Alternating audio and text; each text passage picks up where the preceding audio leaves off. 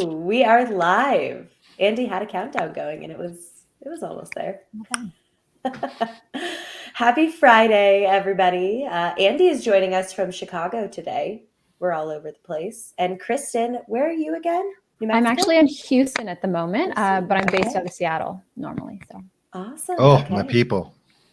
Oh yeah. Now that Andy knows that, you're in with one of the favorites. All of it. So yeah, we are super excited today for Kristin, for you to be here to chat with you about creativity, about a really exciting workshop you're hosting tomorrow. And I want to give a little background for those of you who don't know our amazing guest. So before becoming a coach, Kristin spent 16 years as a scenic artist, painting sets for film, theater, and theme parks all over the world. I think we're going to probably have to talk about that a little because it's very cool. After training as a coach during the pandemic and even now, she has spoken to people who find it difficult to motivate their naturally creative selves in the face of global and personal trauma. So she longs to use her skill set to help people motivate and think outside the box in collaboration, curiosity, and creativity. I almost have made it that through. alliteration. Yeah, totally. So I guess, we got a little of the background, but I guess what happened for you during the pandemic that made you want to completely shift your career? Well, actually, I kind of started shifting pre-pandemic. I met a coach and I just sort of fell in love with the idea of becoming a coach. As a scenic artist, it's a really physical job. And I love it. I love being hands-on. I love being physical, but you can't do that forever, right? Like at some point you're like, okay, I'm kind of breaking down. Things are getting squeaky.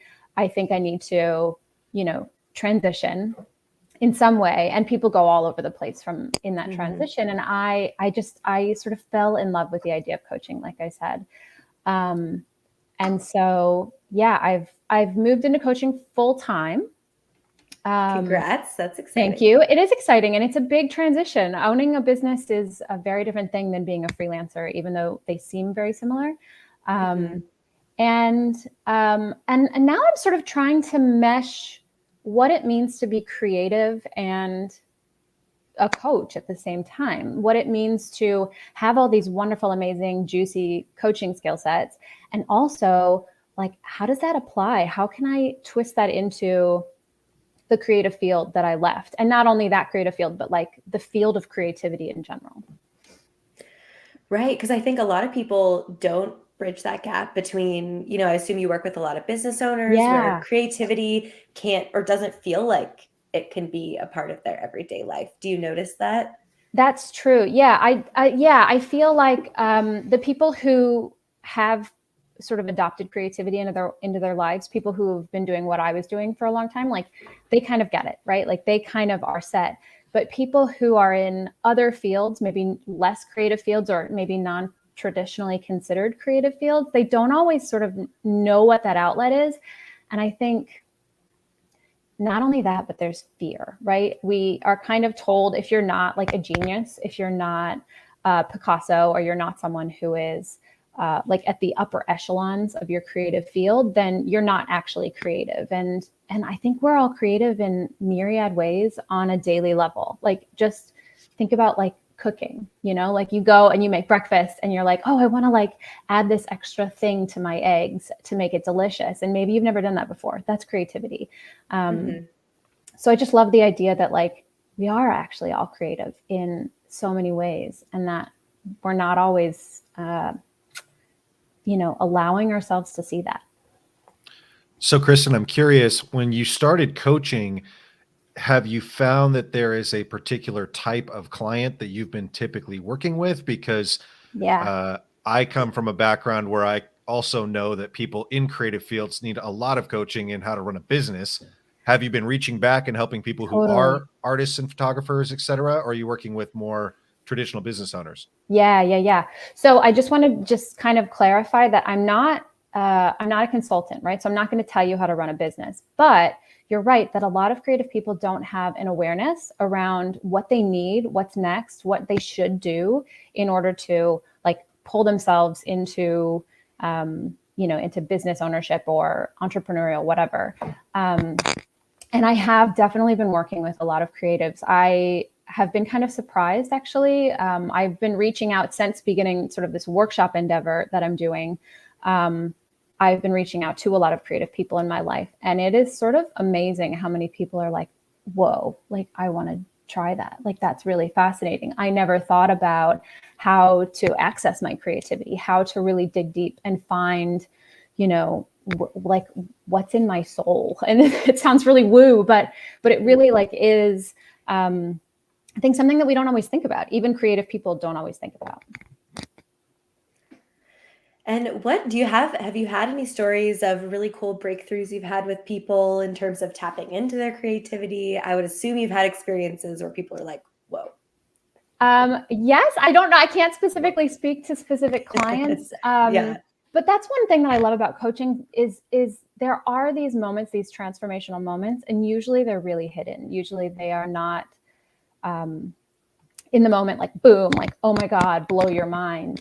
Like a client will go away and then 2 weeks later email me and be like, oh my God, what we were talking about just happened. I totally just like made this thing happen. Or I was able to, you know, like say no to a project because I was so excited about this other thing that I was doing. But the moments that do happen in a coaching container where you're just sitting there, you ask one question and someone is like, whoa, that's like blow your mind, are really powerful and really like, so kind of addicting as a coach. Like when you're a coach, it's kind of addicting to see that happen and to experience that transformation and get to be excited with your client for what's next. Yeah, Exactly. And then I know the title of this live stream I took from your amazing workshop, which is what makes you creative, unique, and powerful. yeah. So how do you then also kind of tap into the unique aspect, the powerful aspects? How does that all go together? So I took a bunch of notes because I wanted to talk to you, and I will also say that I like this is kind of a big experiment for me. So like when I started this workshop, I wasn't actually thinking about the why. And I've been thinking about it more and more as I've been kind of like building up momentum for it. So there is a question that I think people ask themselves, and it is, am I creative? And I want to reframe that question, and I want to ask not am I creative, but how am I creative? And I think that's a really powerful question. And it seems so simple, but I think that it's really at the basis for what I want to do with this workshop. So I've been researching a lot about the psychology behind creativity. And so there's a lot of sort of ambiguity around the psychology because it hasn't been studied a whole lot yet. But the one thing that's sort of a streamlined, solidified thing is that they say there are a couple different types of creativity. There's big C creativity and there's little c creativity. And so the big C creativity is these people that like change the world, right? Like Steve Jobs or Monet, or like these artists or writers, people who kind of are already in the mainstream, who have changed the face of creative thinking, who thought so far outside the box and like changed the way we as a culture and as a society think about, you know, art or life, or, you know, pick a subject, and it's been changed by someone who was creative. But little c creativity is on a much smaller level, right? Like it can be like, you know, I want to like as a kid, when you're a little kid and you're drawing art in class, that's little c creativity, obviously. When you're an adult and you're like, I always go back to food. I don't know why it's my like example, but like the moms who put their little bento boxes together for their kids and, you know, make like little hearts out of their food or their bread or whatever. That's little c creativity. You're not like changing the world, but you're doing something that's getting your mind activated and making yourself, you know, like form new neural pathways and get excited about and passionate about and fulfilled by your own creativity, your own creative sort of energy. And so when you're, yeah. Oh, sorry to interrupt. Go ahead. No, I was just going to say, and so that's really what this workshop is about. It's about like, how are you creative at the base of it? There's going to be some exercises. There's going to be some sort of meditational kind of stuff, but it's just about like finding, where is that in you? How do you use it? Like, who are your role models? Who do you get excited about? And how do you want to move forward with that energy? So being someone who has a background as a professional artist, especially in a traditional fine art perspective, I'm interested in what you've experienced helping people unleash their creativity. For example, kind of like the nature nurture element. I grew up with two parents who owned an advertising agency, and I was going to photo shoots and print shops and design places when I was Yeah. 4 years old. And I grew up with the precursors of Facebook of Photoshop and of Illustrator and all that. So Mhm. I had a big leg up in becoming a creative. But Yeah. my little brother, who had the same parents, is not artistic in any way. Well, you Yeah. just argued that he is, but Yeah. Yeah. geometric shapes. He could draw a circle with a triangle on the bottom. He did this penguin stick figure. He called him Poogar. And he That is so creative. Oh my probably gosh. still draws Poogar. But Yeah. from a grade school level, even if our parents hadn't have been creative, I still innately have an ability to render things with a pencil, and Yeah. he does not. Yeah. And so what do you think when people, and by the way, he's a cardiologist, he's doing just fine. But but Okay. what do you think happens when people naturally have what they call creativity versus Yeah. that little c creativity that they might have just written off decades ago saying, I'm not creative at all. And they think just because they can't pick up markers and make something on a piece of paper that they're not innately creative, when they might be great at interior design or at creative writing or something else. Totally. Yeah. I mean, I love your question because, like, yes. I think, yes, there's innate talent, right? Like, I mean, I was a scenic artist for 16 years. I can't draw to save my life. I guess I can kind of draw, but like, I'm not a good drawer. I'm not a good painter. I mean, I'm a good scenic artist. I'm not a good like painter. I couldn't like give you a landscape that looks like something, like Cezanne would have drawn or something. Like, I just can't, I'm not that kind of artist. And it is innate talent. Like some people just have innate talent, but that's not like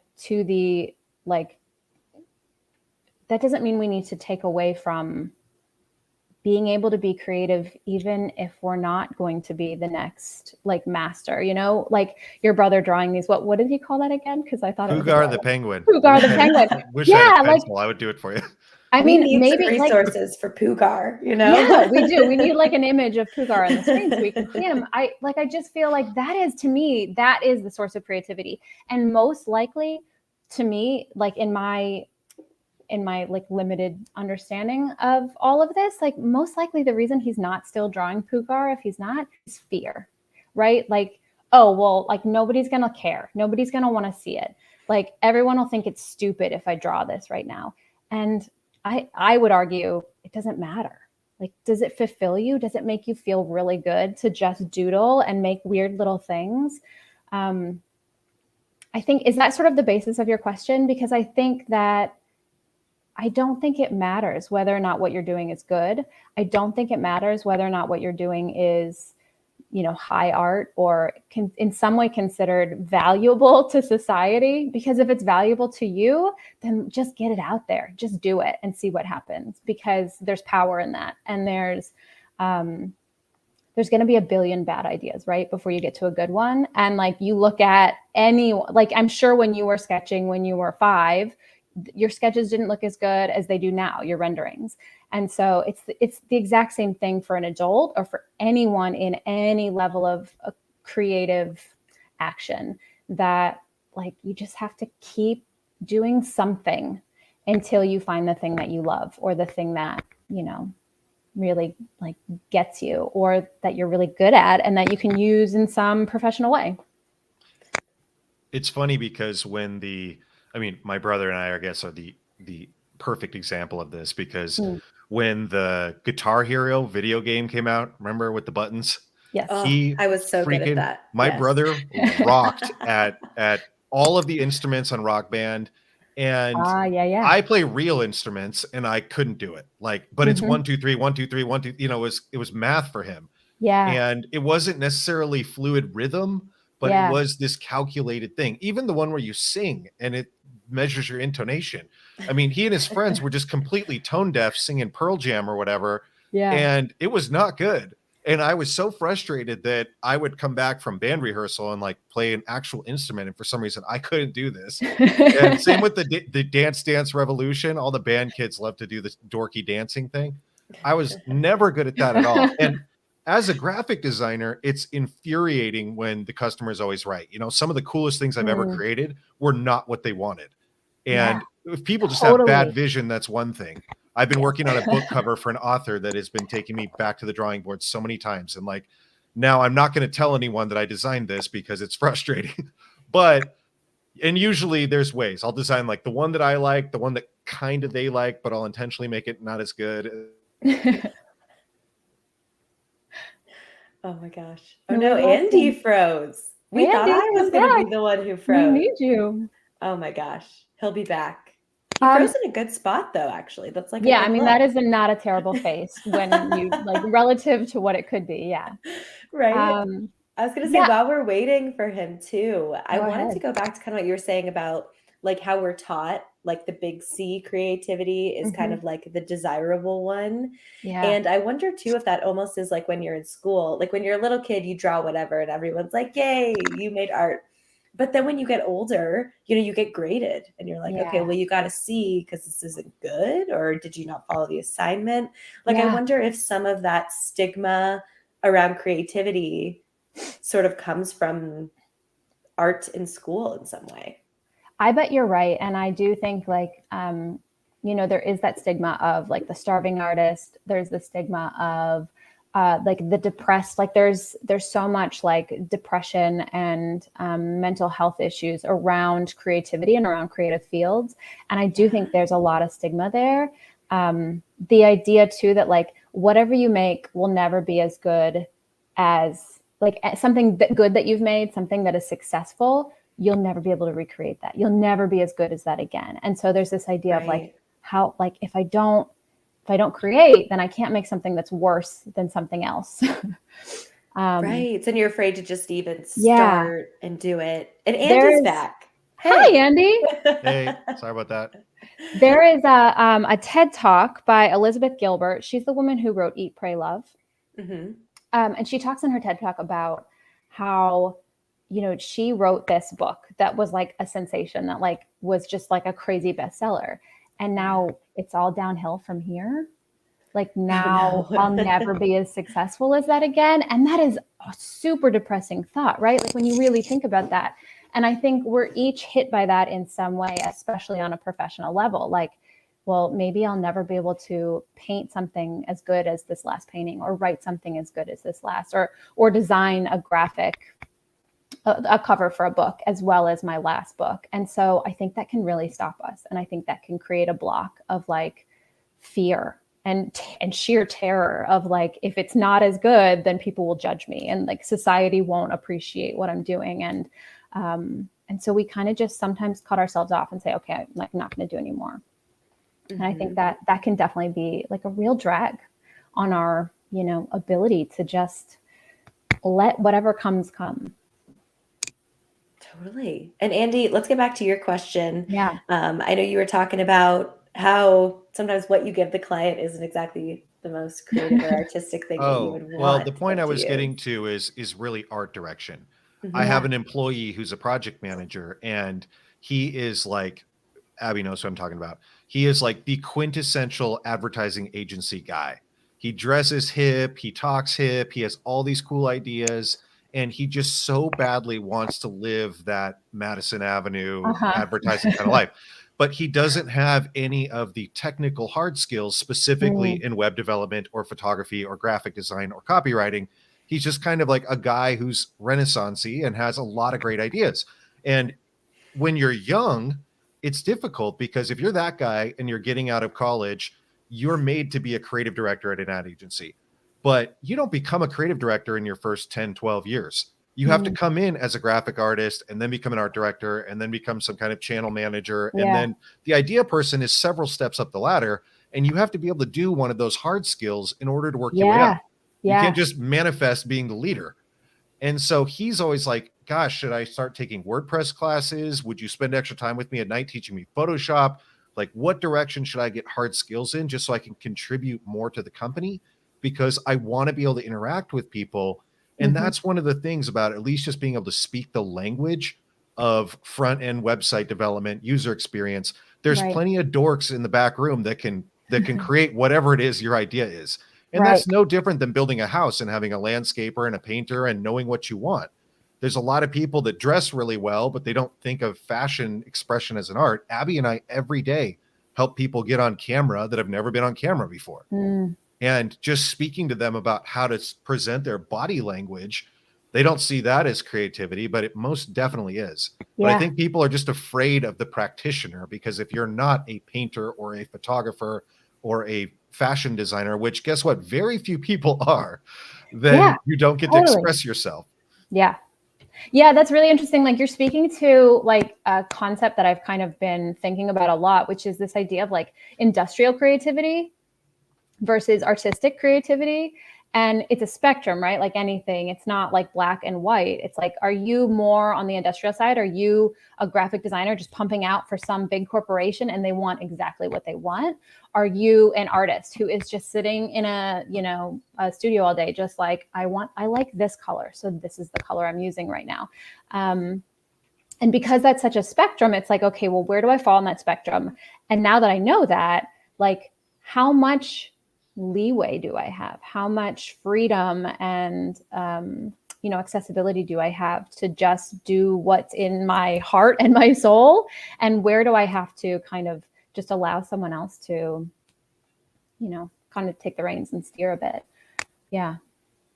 And that kind of makes me think of one of the reasons you were talking about you are disrupting in your world is like wanting to bring the joy back into the creative space. Yeah. And I was going to ask you, where do you feel like some creative spaces have lost the joy? And why is joy important? Yeah, totally. I mean, I think it's so interesting because like on a fulfillment level, people who go into, like, I have a background in theater, and people who go into theater feel so fulfilled with what they're doing because it's like, it's just so much fun, and it's just so much artistic presence and collaboration. But at some point, everyone hits that point where they're like, I'm not getting paid, and I'm in a really miserable environment, and it's freezing cold, and like, what am I doing? And it's like, okay, well, is there joy in that? Like, are you still fulfilled? And maybe that's like the thing you're doing. Like, you know, if you're working in film, let's say, you're probably making good money. So like, maybe keep doing that. But if that's not fully fulfilling you, then what might?